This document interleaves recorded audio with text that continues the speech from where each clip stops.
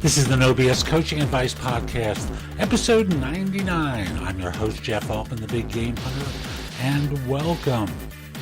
I like spending some time regularly talking with you about different things, and today's show, like most of my shows, comes together very, very nicely.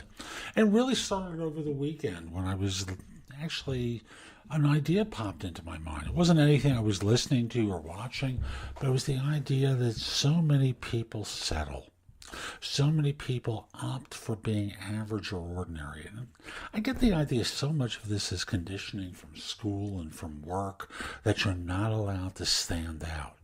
It's as though most people are brought up to believe that if you stand up, someone's going to chop you off at the knees. It's funny, not long ago, someone I know came to me. I know him from a group that I've been involved with for many years, and he was being critical of me for not being, quote-unquote, one of the guys. And instead, I kept seeing you as someone who was leading all the time. Like, why are you doing that? And my answer was, because that's who I am. That's what I do. And I'm confused by the fact that we're in a group that encourages people to be the best of who they are. And somehow or other, you want me to be something different. So I just want you to see, is there a place in your life where you're playing small, where average, where being ordinary is really the level that you're opting for? And the idea of being great, the idea of being excellent, is no longer a part of your vocabulary. Rick Barry was a professional basketball player many years ago, a great shooter for the Warriors.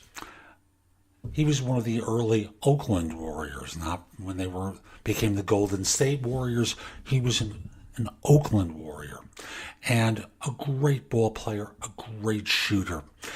And he did one thing that was a little bit different.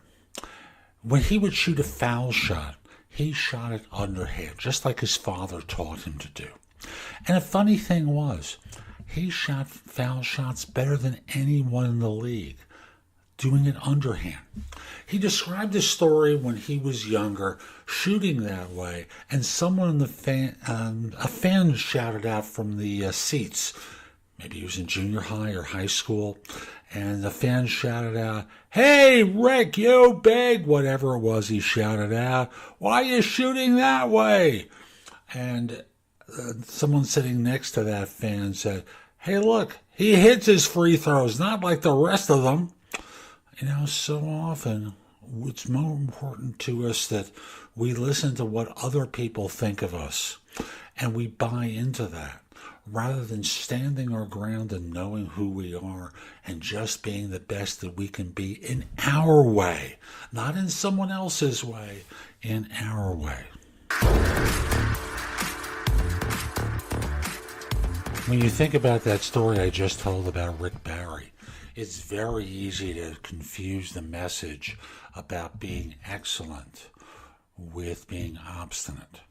After all, my encouragement to you at the end of that segment was being the best that you can be in your particular way, not in someone else's. Yet, at the same time, it's important to realize what's not working and what is working. As I told that story, you may remember that what I said was the fan shouted out about how he should be like everyone else. Yet at the same time, he was getting better results than anyone else. For most of us, we need to listen to people's advice in order to be the best that we can be. We don't have to figure it out. I know I don't. There are people who care about me enough, who love me enough, who can help me enough, that if I open myself up to them, they only have my best interests at heart. The person who doesn't know you, who wants to tell you what you should do, that's not that person. The person who wants you to be great, that is the person to pay attention to.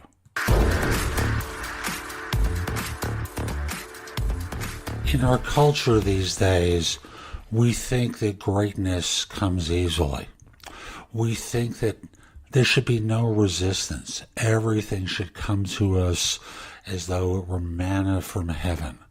And if you're not familiar with that story, it's a biblical story about how the Israelites leaving Egypt in biblical times were given food from God that was called manna. It tasted like anything that you wanted it to taste like. Best example I can give is tofu in a sauce, Tofu picks up the taste of the sauce, and manna seems to be kind of like that way. And there's a quote from Maya Angelou that I really love, and that is, you can only become great at the thing you're willing to sacrifice for. Folks, greatness in you will come to life when you're willing to make a sacrifice and give more of yourself than you can imagine right now. It's going at times to be hard, and you may feel like quitting, but don't quit. This is what you were born to do. This is really what has meaning for you. In our culture these days, we think that greatness comes easily. We think that there should be no resistance. Everything should come to us as though it were manna from heaven. And if you're not familiar with that story, it's a biblical story about how the Israelites leaving Egypt in biblical times were given food from God that was called manna. It tasted like anything that you wanted it to taste like. Best example I can give is tofu in a sauce, Tofu picks up the taste of the sauce, and manna seems to be kind of like that way. And there's a quote from Maya Angelou that I really love, and that is, you can only become great at the thing you're willing to sacrifice for. Folks, greatness in you will come to life when you're willing to make a sacrifice and give more of yourself than you can imagine right now. It's going at times to be hard, and you may feel like quitting, but don't quit. This is what you were born to do. This is really what has meaning for you. So that's today's show. I hope you enjoyed it. And if you did, subscribe in Apple Podcasts, Spotify, Google Play, wherever you listen to the show.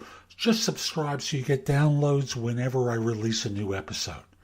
Each show is going to be bite-sized morsels of advice just like today's. I hope you enjoyed it, and I do hope you subscribe. And if you do choose to subscribe, I hope you decide to support the show. There's a link that will take you to anchor.fm where you can make a pledge in support of the show. I'd greatly appreciate it. If you're interested in my coaching you, connect with me on LinkedIn at linkedin.com/IN/The Big Game Hunter. Mention that you listen to the show. I just happen to like knowing I'm helping some folks. And once we're connected, message me about your interest in coaching. We'll set up a free call. We'll get acquainted, see if it makes sense. I'll be back soon with more. And in the meantime, I hope you have a great day. Take care.